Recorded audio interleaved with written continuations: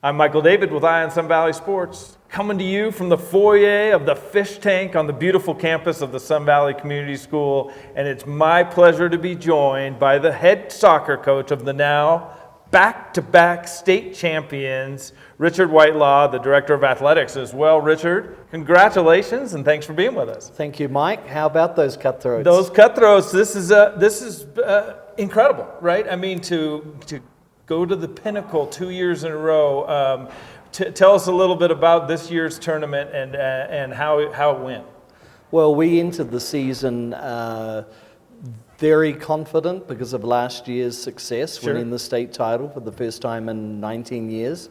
The core of our team was back. Right. All the pieces were in place, and it was a matter of just honing their skills and keeping everyone focused and getting ready for the tournament. We got through the district tournament by winning our league and the final unscathed, and it was a matter of just being prepared and ready to defend our title. So you every year, I'm sure, state, especially with the strength of this program, state is the goal, and winning the whole thing is your goal.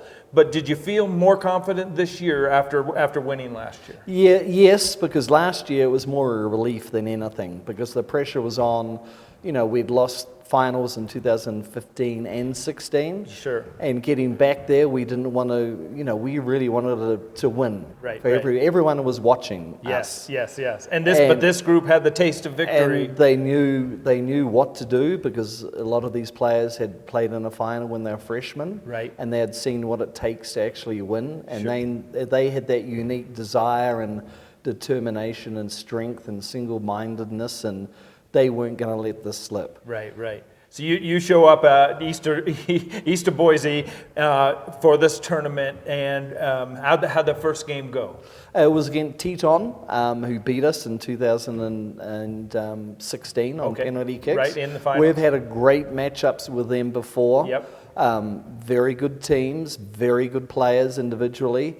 We had the run of the game. We dominated the game. We had 27 shots on target, couldn't score, and it took a moment, 4 minutes from time, where Finn crossed the ball to Cash, who nodded it back to Kai Nelson, who volleyed it into the roof of the net in the 76th minute and gave us the victory. And we just needed that first elusive goal, and once we got that, we knew it would be okay, but we made it interesting and left it late. Sure, and frankly, and this is something you deal with every season, you had not really been tested up until that point. You lost your first game of the season this year against Canyon Ridge, a good squad. Yep. So do you think that kind of, even though you dominated the game, but that it was so close, was that something that was good for the team? We always knew we can score, and we keep reminding each other, it doesn't matter if you score in the first minute or the 80th minute, you just keep playing and play the way we know we can. Sure. And so the guys were pretty patient.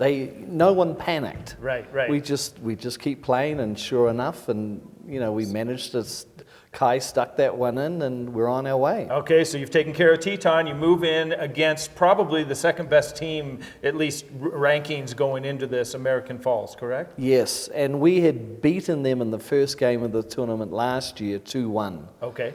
And that was a tough game, and they had all their players coming back. They were like us. They were stacked and heavy with senior experienced players. Okay. And we knew this was the game to watch, and if whoever won this game would be more than likely. It was to win almost like final. the finals was. Yeah. It was in the semifinals. Oh, it was perfect. So who struck first then in the semifinal game? American Falls scored in the 67th minute. Okay. Then Cash equalized with the penalty in the 72nd minute. Okay. To make it 1-1. And then for us casual fans in soccer, it's 2 40-minute halves. So you're talking about at the very end of the second half is when the scoring started. So Cash tied it up in the 72nd minute. 72nd minute. They raced down the field 2 minutes later and scored. Oh man!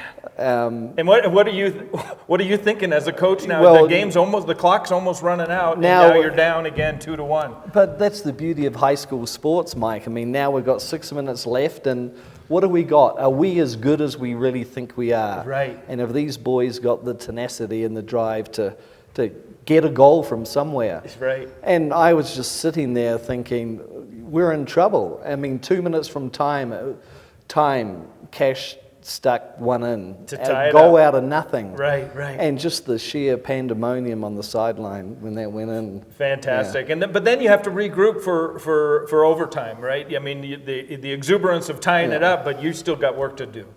Yeah, 2 10-minute periods. Cash went off injured in the first 10 minutes. Okay. So you lost one of your big scorers. So our centre forward was gone, and the pressure's now on Ridley up front, and we stuck in Willie DeWolf, and he ran around and created havoc. And it's extra time's really interesting because you find that a lot of teams are very cagey and they don't want to lose, and they'd rather go and have penalties.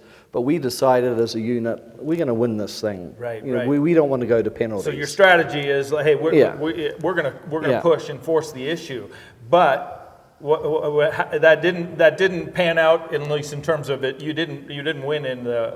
And we pushed Shea further up the field to get that elusive goal. Right. And they counterattacked twice and got him behind us. Yep. And had 2 wonderful opportunities to win it. Sure. And should have scored. And then again I thought this is over. But Meeks was huge He came in up goal. big, right. A big save and. He kept us in the game, and we managed to get to penalties. So in penalties, you've lost Cash, and what did you do to replace Cash in the lineup of penalties? Well, Meeks is our other penalty taker if Cash isn't on the field. Fascinating. So your goalie is ready to step in there, and he saved the first. Well, they hit the post first. Yep. And then with our first shot, Meeks was up and he slotted it in. Crowd went nuts. I bet. And you said off camera that even the referees were like, "Wait a second, you're a goalie. What are you doing out here, getting ready to take a kick?" They hadn't seen that so early. And, That's fantastic. So he went in and scored, and then you guys, but you went to like extra kicks too, right? Yeah, we went through 8 players in the end and held off 5-4. With Kalen Bradshaw slotting the decisive one to put us into the final. And that put you into the finals. Well, let's take a quick break here, and we'll talk about that final game, and then I want to talk to you a little bit about how you built this program and the future going forward. My guest is Richard Whitelaw, the Director of Athletics and the head soccer coach of the Sun Valley Community School. We'll be back right after these messages.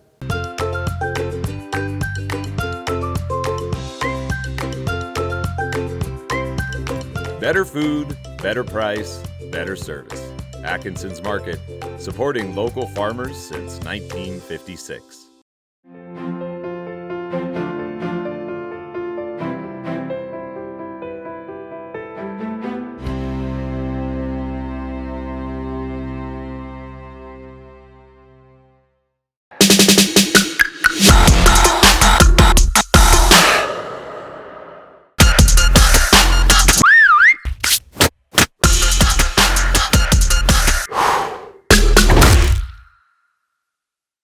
I'm back with Richard Whitelaw, head soccer coach of the back-to-back state champions. Okay, you're in the finals now against Weiser, right? Our nemesis. Nemesis, right? Because you've had mixed success with them, haven't you, in the past? In 2015, we went in the state final unbeaten all season. Never lost. And they beat us 5-2. So that was a tough day indeed at Middleton High School. As you're preparing the team for this finals game against Weiser, is that part of the conversation or the mindset? Are the boys talking about it? Are you talking to the boys? No, not really, because they were in the 8th grade when this happened, and of course it's all fresh to me. I remember every team and every player and every goal and every disappointment. But no, we didn't focus on that at all, because these boys were really quite quietly confident. Right. Even though we didn't have Cash. Sure, because you've got to be thinking about that. Obviously, this is a team sport. You've got a lot of great players and contributors, but you've lost in the semifinals one of your top scorers, the top scorer too. And we didn't have Cash in the district final because he was sick, and then last year he didn't play in the district tournament. So we have one without him, and that's where the beauty of this team is. The other guys step up. Right. That's what their moment is. They want to contribute, and from the beginning of the game, even from the early morning getting prepared and the trip to Middleton High School. Everyone was pretty quiet and yeah. So, but one young man in particular stepped up. Someone that hadn't been as big a contributor in the first half of this game against Weiser in the finals. Willie DeWolf. Willie DeWolf. Willie had never started a varsity game before Yep. and has never scored. And we stuck him up front with Ridley, the centre forward, and he was just unbelievable. I've never seen anything like it. Yep. I mean, and the whole team was probably feeding off this excitement. It was right? because everyone loves Willie because he's such a hard-working athlete and dedicated, and he embodies the cutthroat spirit. Sure. I mean, never gives up, and you can't coach hard work and ethic. So right 4 minutes into the game, he scores to open it up. Yeah, for you Ridley guys. knocks the ball down the fletch and crosses the ball, and he heads it in, and we're up 1-0 after 4 minutes, and he wasn't done yet. he's got another one after 12 minutes. There was a mad scramble in the front of the goal, and Willie sticks a foot out, and it goes in 2-0. And then on 24 minutes, he actually scores a good goal where he beat a couple of defenders and calmly slotted it into the corner. Wow. And 3-0, got his hat trick, and effectively the game's over. Right. And then you got one more goal before the half, from Fletcher stump, yeah. Yeah. We've been waiting for him all year. Just Fletcher, step up and just put your foot through the ball. And he did, 25 yards out, right on half time. And one of those, he'll never score a better goal. And just went into the roof of the net. Fantastic. And again, probably a little bit of a dagger for Weiser at that point. They were finished. To be down 4-0. It was over. And you guys finished strong. Meeks, your goalie, again, you put him in the second half to kick a penalty kick. Yep. And he came through. And then Ridley scored a penalty kick at the end. And good for Ridley Lindstrom because he scored over 70 career goals. He's played in every varsity game, and he's the only player to score in 4 state tournaments. Yeah, so this team, you've got a bunch of records that they set. You've got 10 seniors that the vast majority of them played the whole 4 years with you. What would you say, if you had to capsulize it, is what makes this team special? Obviously, they're good players to start with. Mm-hmm. Their togetherness, their drive and determination. They certainly grew and matured with their maturity. They'd been in the big games before. Yep. So they didn't really get overawed or cocky, but they had a steely determination. They knew they wanted to win, and they said, we're not leaving this field until we win. Right. I mean, that happened a couple of times this year. Right. And, they did that, so more power to them. Good for them. They deserve everything coming their way. Sure. Now, this program has been a dominant soccer program, right, over the years. You've been coaching for how long? 28 seasons. 28 years. Longer than you've been cultivating your beautiful dreadlocks, right? You've been doing this for a long time. And you're famous around the state of Idaho, certainly, for those dreadlocks. You know that. But not my exceedingly good looks. That as well. Yeah. But how do you continue? You're going to lose a lot of great players this year. How do you continue to build and make the program so consistent over this long period? Well, the old adage, you're only as good as your players. And I'm lucky. I've got good athletes here, especially with the Sawtooth United and now Sun Valley Soccer Club, having the players play at a young age, coming through the youth system. All the athletes in this town, they're great athletes.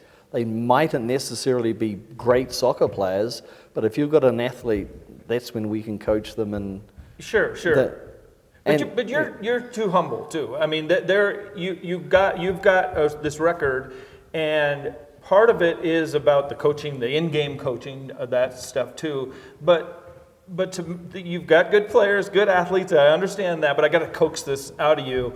What's your mindset? I mean, you're like John Wooden now of soccer, high school soccer coaching here in the Wood River Valley. What is it? But I'm not dead yet. No, you're not. Thank goodness. I mean, what is your mindset to build this program? You just got to be positive with players. Yeah. Sometimes you can point the finger in someone's chest. Sometimes you have to put your arm around their shoulders. I mean, what can you get best out of these players, and you just got to be positive and treat them how you would want to be treated. Right. And never be afraid to tell them when they're doing a good job because a lot of these boys, they just want to hear that you're proud of them and they're doing well, and just treat them with a bit of respect and be kind and positive. Because soccer's been my life when I was playing, and I just take bits and pieces from all the coaches that influenced me.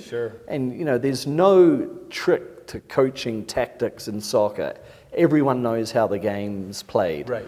So it's what can you get out of your players? Pretty simple game in a lot of respects. And if you treat them fairly and make them feel good about themselves and instill the confidence and what it means to be part of a team, that goes a long way. You're halfway there. Sure, and it can't emphasize enough how it's one thing to get to the state tournament, but then to win it is another thing. It's the hardest thing I've done. I mean, everything has got to go your way. I mean, we should have had a bunch of these before, but now our luck has changed. Yeah, well, congratulations. You've earned a lot of that luck. My guest has been Richard Whitelaw, head soccer coach of the back-to-back state champions, the Sun Valley Community School Cutthroats. I'm Michael David with Eye on Sun Valley Sports, keeping my eye on Wood River Valley sports and Wood River Valley state champs for you. I moved out to Idaho 4 years ago, so I met a lot of people, and I really, really like it here. If you don't have something like that brings you into other people's lives, it takes a long time to get to know people.